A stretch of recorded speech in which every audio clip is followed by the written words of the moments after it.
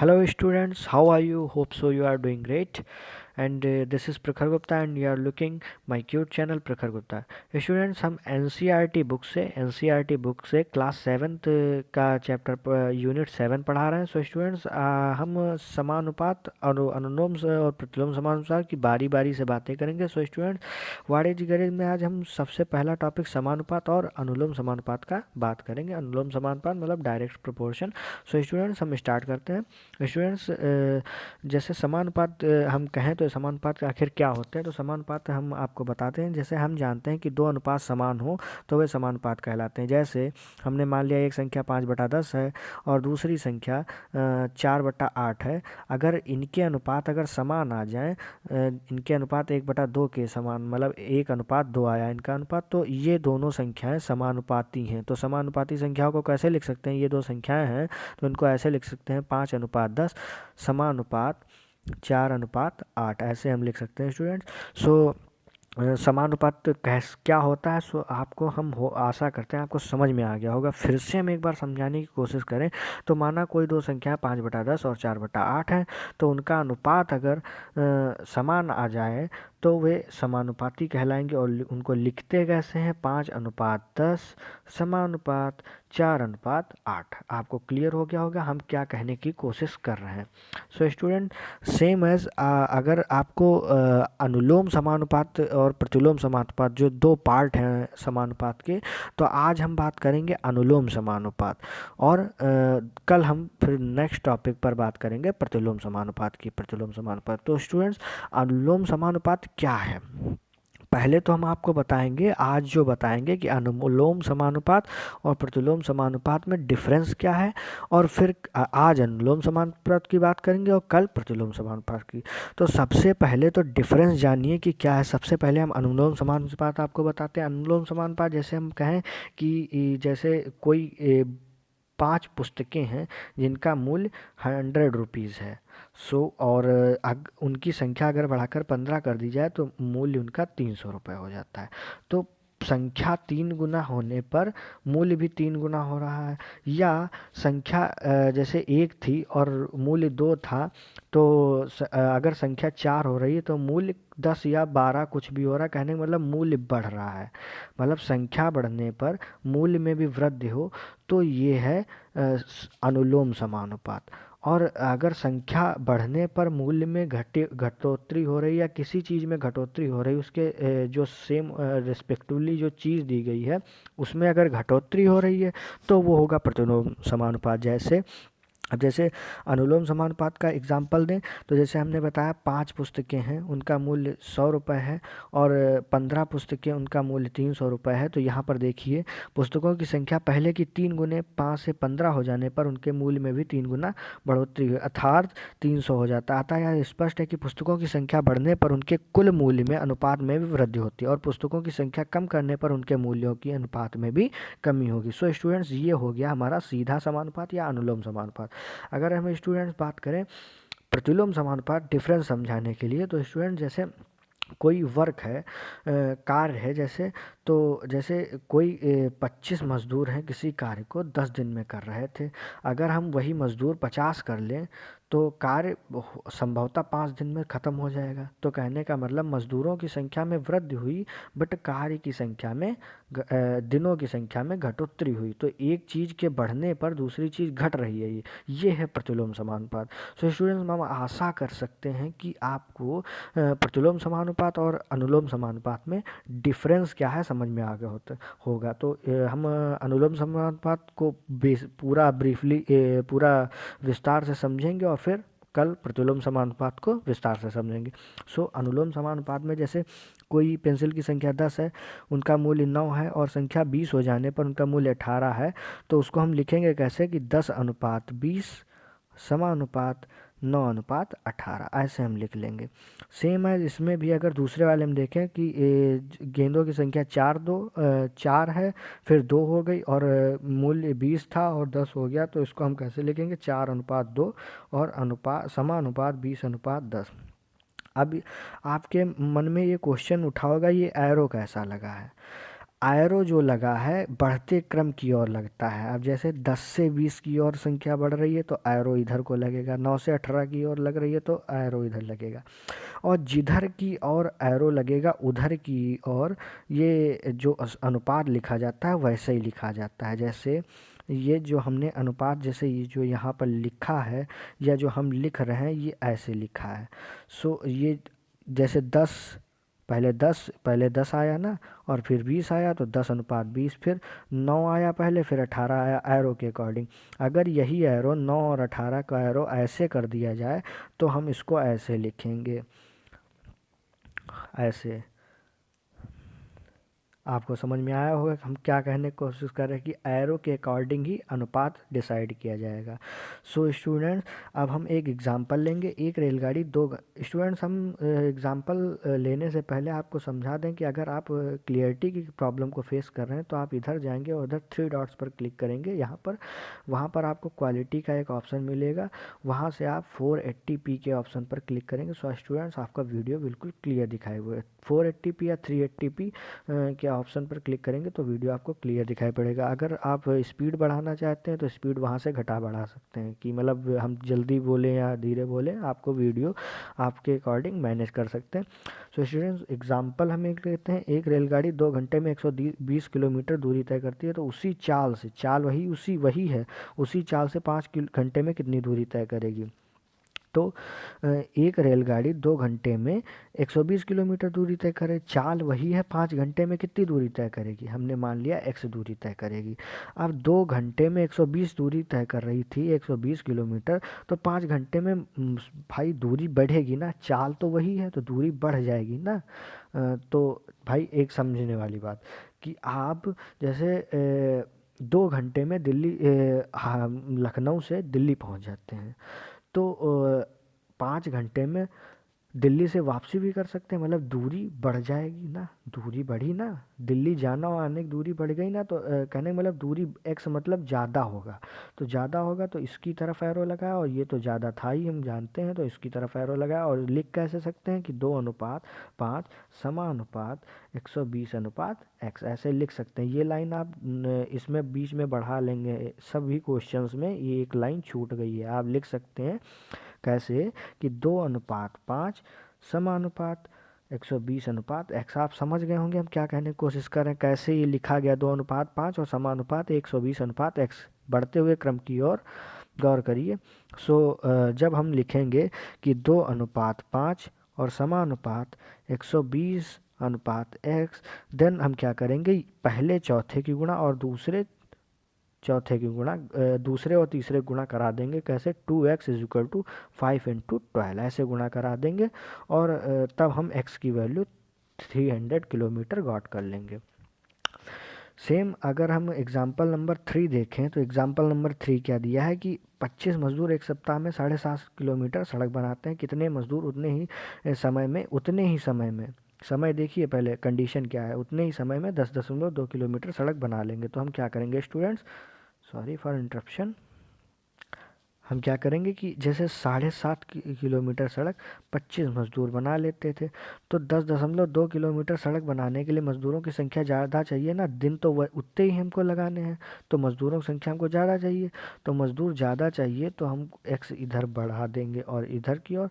सो हम इसको कैसे लिख सकते हैं, 7:5 और 7.5 अनुपात 10.2 और समानुपात 25:x, ऐसे लिख सकते हैं। और यहाँ पर करेंगे क्या, कि पहले चौथे की गुणा और दूसरे तीसरे की गुणा करा देंगे, तो 7.5 की गुणा x से, और जैसे हम छोटा छोटा लिखने की कोशिश करते हैं, 7:5 और 7.5 अनुपात 10.2 समानुपात 25:x। तो इसमें पहले चौथे की गुणा और दूसरे तीसरे की गुणा, तो पहले चौथे की गुणा 7.5x और दूसरे तीसरे गुणा 10.2 गुणे 25, तो x बराबर 34 आप गॉट करेंगे वैल्यू। सॉल्यूशन तो आप कर लेंगे ना, कि जैसे 7.5x लिखा है और 10.2 गुणे 25 लिखा है, तो इसको जब हल करेंगे तो x इज इक्वल टू 10.2 गुणे 25 बटे 7.5 आएगा और दशमलव दशमलव हटा दिया हमने। अब इसको काट पीट लेंगे तो हमारा x इक्वल टू 34 आ जाए। काट पीट मतलब डिवाइड कर लेंगे, भाग दे लेंगे, गुणा कर लेंगे। सो आपको ये वैल्यू x इक्वल टू 34 मंजूर आ जाएगा। सो स्टूडेंट सेम एक क्वेश्चन हम लेते हैं। जैसे यदि 6 कलमों का मूल्य 24 है तो 7 कलमों का मूल्य कितना होगा। तो 6 कलमों का मूल्य 24 है तो 7 कलमों का मूल्य हमने x मान लिया। क्या किया हमने, 6 कलमों का मूल्य 24 है तो 7 कलमों का मूल्य x मान लिया। अब 6 कलमों का मूल्य 24 था तो 7 कलमों का मूल्य ऑब्वियसली बढ़ेगा ना, तो हमने 7 की ओर इधर टिक लगा लिया और इधर बढ़ते हुए क्रम की ओर टिक लगा लिया। अब इसको लिख कैसे सकते हैं कि 6:7 समानुपात 24:x, ऐसे लिख सकते हैं ना। अब हम पहले चौथे की गुणा और दूसरे तीसरे गुणा करा लें। 6x और 7 × 24 हमने लिख लिया। अब x इक्वल टू 20 आ जाएगा, हम 28 आंसर आ जाएगा, 28 रुपये आंसर आ जाएगा। सेम स्टूडेंट्स अब हम एक्सरसाइज की ओर प्रोसीड करते हैं। एक्सरसाइज हमारी क्या है, एक्सरसाइज 7 है। एक्सरसाइज 7 में हम देखेंगे कि इधर x और y की वैल्यू दी हुई है और हमें क्या गॉट करना है, k equal to x/y got करना है। सो स्टूडेंट्स पहला हम देखें तो x की वैल्यू 20 और y की वैल्यू 40 है। तो 20 एकम 20, 20 दूना 40, 1/2 आ जाएगा। तो हमने यहाँ पर लिख दिया। सेम एज दूसरे वाले में अगर देखें तो x की वैल्यू 40 है और y की वैल्यू 80 है। तो 40 एकम 40, 40 दूना 80, 1/2 आ जाएगा। तो आपको सेम एज बाकी के दो करने हैं, 1/2 आ जाएगा। हमने हल करके दे दिया, आप करने की कोशिश करें, अपने आप समझाया नहीं है। So student example number question number 2 देखते हैं। तो क्वेश्चन नंबर 2 क्या है कि 4 किलोग्राम चाय का मूल्य 420 है तो 12 किलोग्राम चाय का मूल्य कितना होगा। तो 4 किलोग्राम चाय का मूल्य 420 है तो 12 किलोग्राम चाय का मूल्य ऑब्वियसली बढ़ेगा ना। तो इधर बढ़ते हुए क्रम में इधर की ओर और बढ़ते हुए क्रम में इधर की ओर। अब इसको लिख कैसे सकते हैं कि 4:12 समानुपात 420:x, ऐसे लिख सकते हैं। सो पहले चौथे की गुणा और दूसरे तीसरे गुणा करा देंगे तो मिलेगा 4x equal to 12 × 420। So x equal to 12 × 420 upon 4। इसको सॉल्व करेंगे जब हम 4 3 × 12, सो और इसको जब मल्टीप्लाई करेंगे तो 1260 हमारा आंसर आ जाएगा। सेम एज अगर हम एग्जाम्पल नंबर 3 देखें। एग्जाम्पल नंबर 3 जो क्वेश्चन नंबर जो 3 है हमारा, ये थोड़ा डिफरेंट है। डिफरेंट कहने का मतलब हम यूनिट नंबर 6 के अकॉर्डिंग लगाएंगे। यूनिट नंबर 6 हमारी क्या थी, समय, दूरी और चाल। तो समय, दूरी, 4 के अकॉर्डिंग जब लगाएंगे तो उसने क्या कहा कि एक कार 30 मीटर पर सेकंड की चाल से चलती है तो 1 घंटे वह कितनी दूरी तय करेगी। स्टूडेंट्स आप समझने वाली बात यहाँ पर ये है कि एक फार्मूला आपको नोट करना है कि किलोमीटर प्रति जैसे यहाँ पर लिखा है कि किलोमीटर प्रति घंटा को मीटर पर सेकंड में बदलने के लिए 5/18 से गुणा करते हैं और मीटर पर सेकंड को किलोमीटर प्रति घंटा में बदलने के लिए 18/5 से गुणा करते हैं। हमने क्या कहा, किलोमीटर प्रति घंटा को मीटर पर सेकंड में बदलने के लिए 18/5 से गुणा करते हैं और मीटर पर सेकंड को किलोमीटर प्रति घंटा में बदलने के लिए 18/5 से गुणा करते हैं। अब जैसा हमने आपको बताया तो कार की चाल यहाँ पर दी है कि 30 मीटर पर सेकंड और समय दिया है 1 घंटा। क्वेश्चन में दिया था, देखिए कि एक कार 30 मीटर पर सेकंड की चाल से चलती है तो 1 घंटे पश्चात वह कितनी दूरी तय करेगी। तो यहाँ पर हम क्या करेंगे कि 30 मीटर पर सेकंड जो है उसको क्या करेंगे, इसको 18/5 से गुणा कर देंगे। भाई मीटर पर सेकंड को किलोमीटर प्रति घंटा में बदलने के लिए क्या करेंगे, 18/5 से गुणा करनी है। तो इसको गुणा करेंगे तो हमें 108 किलोमीटर प्रति घंटा मिलेगा। अब समय हमारा 1 घंटा दिया था। अब फार्मूला होता है समय बराबर दूरी बटा चाल, समय बराबर दूरी बटा चाल। तो अब हमें दूरी निकालनी है तो दूरी बराबर समय इंटू चाल निकलेगी, समय इंटू चाल। तो समय इंटू चाल से हम क्या करेंगे, समय जो है 1 है, चाल 108 है, इसकी मल्टीप्लाई करा दें तो हमारा आंसर हमें मिल जाएगा।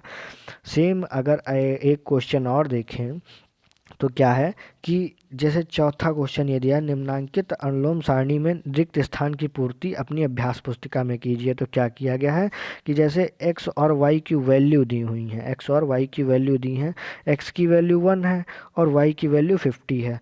सो हम क्या करेंगे, जब x की वैल्यू 1 और y की वैल्यू 50।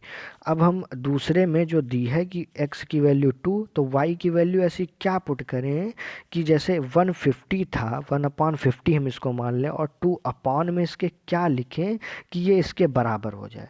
तो इसके बट्टे में हम 100 लिख लें, काटिए देखिए 50 आया, 1/50 आया ना। सो ये इसके इक्वल होगा।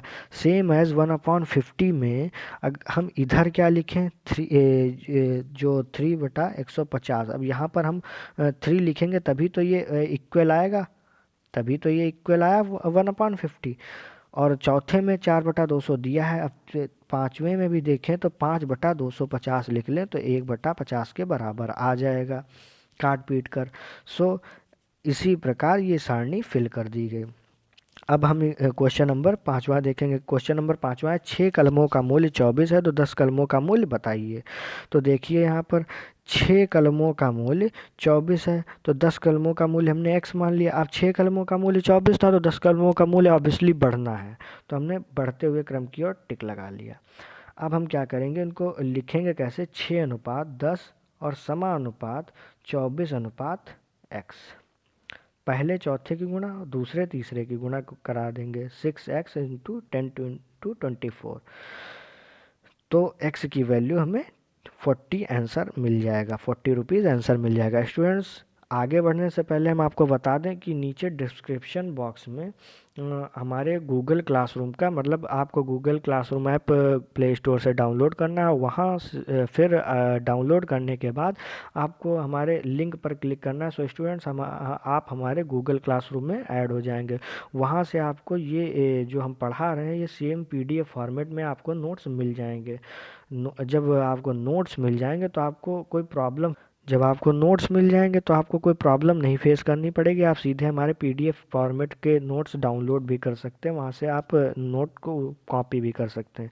सो स्टूडेंट्स आगे देखें, जब हम तो आगे हमने क्वेश्चन नंबर 6, 5 मजदूरों की मजदूरी 1250 है तो 8 मजदूरों की मजदूरी कितनी होनी चाहिए। तो 5 मजदूरों की मजदूरी 1250 है तो 8 मजदूरों की मजदूरी हमने x मान ली।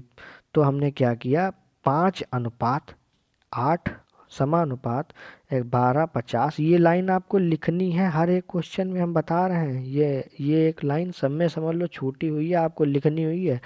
तो पहले चौथे गुणा और दूसरे तीसरे गुणा, क्या कौन पहले चौथे, अब ये बहुत लोग तो सोच रहे होंगे 5:8 और समानुपात बढ़ते हुए क्रम की ओर 1250:x। तो पहले चौथे गुणा और दूसरे तीसरे गुणा करा देंगे तो 5x इज इक्वल टू 8 × 1250 ये आया। तो x इज इक्वल टू इतना हमने आंसर ये निकाल लिया। अब हम नेक्स्ट क्वेश्चन की ओर प्रोसीड करते हैं। लिखा है कि 4 गेंद और 3 कलमों का मूल्य, चार, यहाँ पर गौर करने वाली बात क्या है, बड़ा बड़ा देखिए, आपको ऐसे ना समझ में आएगा। 4 गेंद या 3 कलमों का मूल्य 12 हो। अब क्या हमने बोला, 4 गेंद, या हम आपको दिखाने के लिए फोकस किए हैं 4 गेंद या 3 कलमों का मूल्य 12 हो तो 6 गेंद और 6 कलमों का मूल्य बताइए। तो इस क्वेश्चन को ट्रिफिकल क्वेश्चन है, आप बिल्कुल कायदे से समझिएगा वरना कहीं से नहीं समझ में आएगा, हम आपको बताया दे रहे हैं।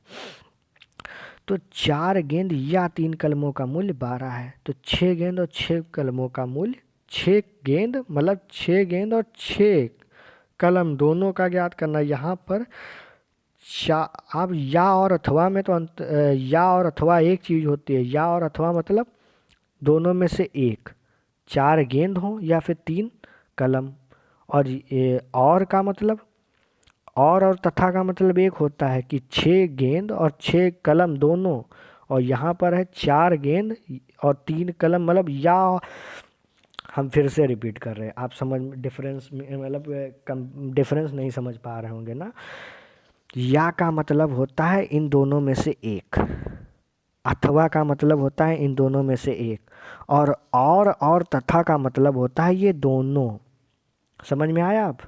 तो यहाँ पर लिखा है 4 गेंद या 3 कलमों का मतलब या तो 4 गेंद या 3 कलम दोनों, इन एक मतलब इनमें से एक का मूल्य 12 रुपए है।